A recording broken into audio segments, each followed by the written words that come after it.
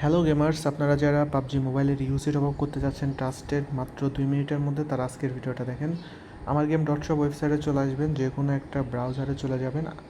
যাওয়ার পরে যে প্রোডাক্টটা নিতে যাচ্ছেন সেটা সিলেক্ট করবেন। সিলেক্ট করার পর আপনার ইউআইডি কোডটা এখানে দিয়ে দিবেন। দিয়ে দেয় বাইনারি ক্লিক করলেই এখানে অটোমেটিকলি আপনার অ্যাকাউন্টটা চেক করবে যে আপনার ইউআইডি কোড, নাম সব কিছু ওকে আছে কি না। ওকে থাকলে কনফার্ম বাটনে ক্লিক করে পরবর্তী পেজে চলে যাবেন।